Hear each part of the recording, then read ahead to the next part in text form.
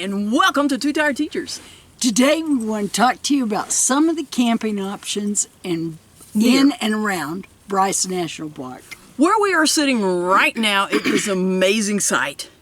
We are just under 10 miles away from the visitor center at Bryce Canyon, and it's free.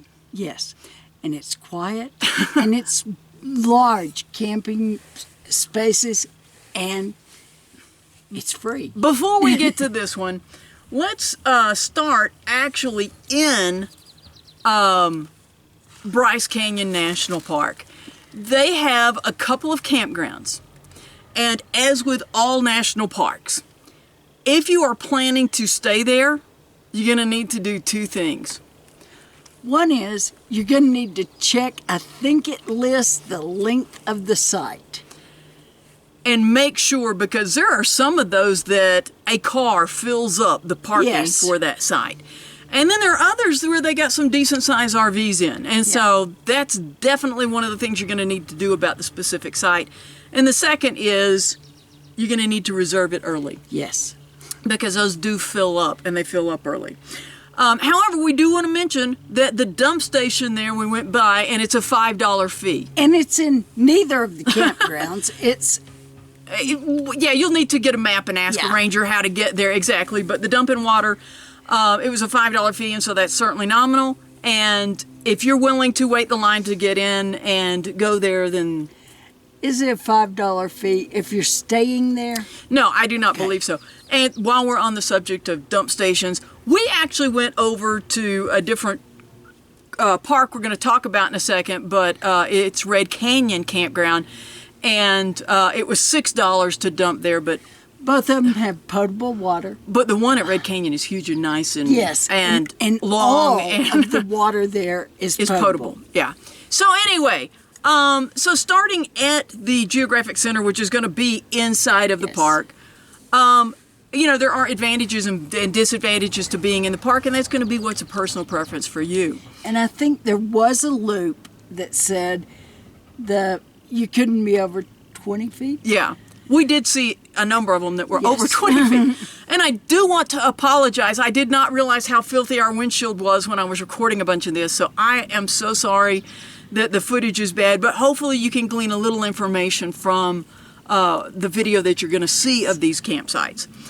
Going out from there, if you want a privately owned campground, there are some that say they have full hookups that are just outside. Ruby's is one. I'm not sure she has full hookups. She may. I have not seen them.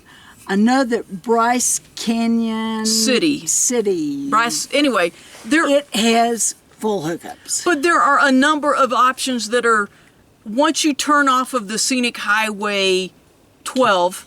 I believe it is 12 or 24. We've been on both scenic highways. Remember. But as you're turning and going toward, actually into the national park, there are some camping options right along that. Yes. And here we are in mid-May, and it appears that there have been vacancies at those, as well as the hotels that are along. And we've seen a number of cabins kind of things as well. So those are nice. If you're traveling with someone who needs a cabin and you have an RV or something, those are great options. And if you have kids, Ruby is real popular here. Ruby offers some teepees, and as a kid, I can't imagine anything more cool than camping in a teepee.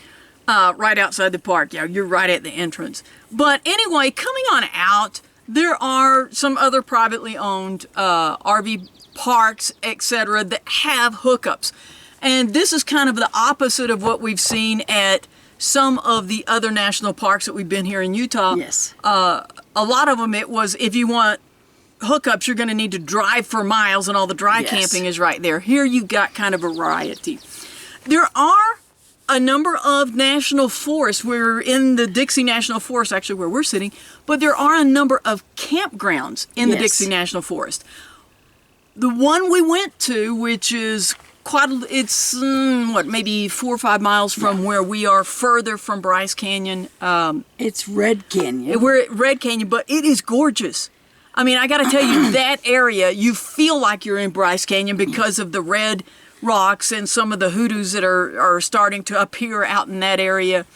They're not just popping up, but the erosion is. But it is gorgeous.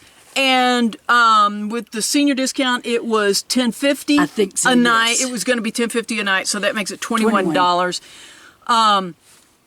And when we went in, we asked, do you have any vacancies in mid-May? She said, oh, yeah, lots. And I said, well, we may be back, but we want to check out some of the dispersed camping first. But there are several Dixie National Forest campgrounds out in this area. And so to dump our tanks and fill with fresh water was well worth the $6. And that way we didn't have to tow in the Yes. national park, and we got to see a little bit more of the area. Do want to tell you, as you're heading out that way, there are tunnels. They're short tunnels, but 13.6 was the clearance as you're going out. It's a little bit higher on the other side coming back toward Bryce, but as you're going west. And I did see a fifth wheel waiting for traffic to clear so he could hit that in the middle instead of closer to the side. Arches. I mean, They're natural arches. Mm-hmm. Well, they had them listed as tunnels as such, but they're gorgeous. It's so cool. We're just nerdy. But speak for yourself. dispersed options, when we found the one we're at, and let's talk to you about it, there is a bike path, and we're going to have a separate video about the bike path, but it's an 18-mile bike path that's provided by the Dixie National Forest, and it goes 5 miles inside Bryce Canyon National Park. And then it goes on out past that Red Canyon campground.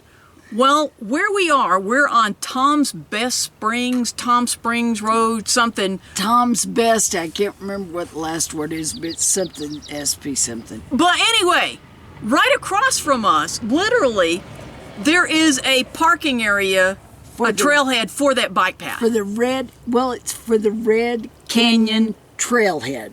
And so there is a trail that's there as well, but you can get on the bike path as well. And there's a sign, and that's how you really know. So we had this was a place that we were planning on checking out, but it wasn't the top of our list. But as we were driving to go over to Red Canyon to empty our tanks, we saw an Allegra bus pull in here, and I said, I think that's one of the ones I want to check out. So coming in here, this is a nice gravel road. Yeah, It's washboard, but we had no trouble whatsoever. And as you're coming across, there are some spots. We are less than a half a mile off of the highway, and we are right off of the gravel road. There are a number of dirt roads that shoot off of this gravel road, where there are people camping. A lot of people camping off of each of those roads. And so there's a road that shoots off as you're coming in just to the right, and then you come on down, there's a road that shoots off to the left, go down a little bit more, there's another road that shoots off to the right. Those are the three that we know of. We've driven out a couple of those just a bit, but those dirt roads get rougher. Yes, and this main road goes on forever. It's 12 or 15 miles down to Tom's something, and then it keeps going. And so the camping here is a limit of 16 nights. We're not going to be here anywhere near that, but just to throw that out there, there are much more shaded sites than we have. We have plenty of shade, but we want some sun for our solar. And this is just amazing. Beautiful campsite, less than 10 miles from the Visitor Center, and we could not be more pleased. No.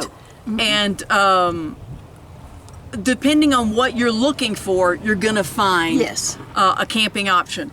And we have seen everything, like we said, from Allegro buses, giant fifth wheel toy haulers, to tents. Yes. And so there's a huge variety, lots of, whatever people are driving, they're finding spots to camp up in here.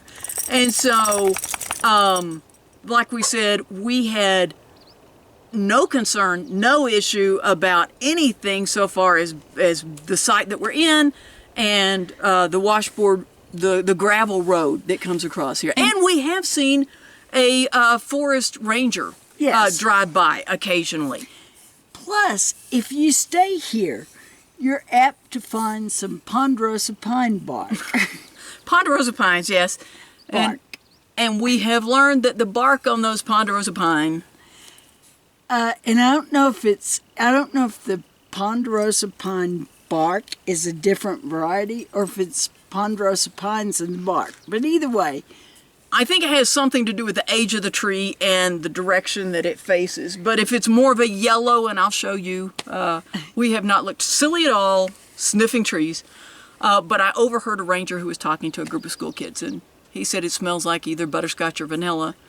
Well, I wasn't going to go up there with all those kids. I thought, we're camping out here. We got plenty of trees. I'll start sniffing. So my dog and I have been sniffing the same tree. But it does. It smells like butterscotch. Butterscotch. But anyway, whatever kind of camping you're looking for, I think you'll be able to find it near Bryce Canyon. I do too. We hope you've enjoyed our look at some of these options can help you make a better decision about what's going to be right for you. And as always, we appreciate your watching. Thanks. Sorry.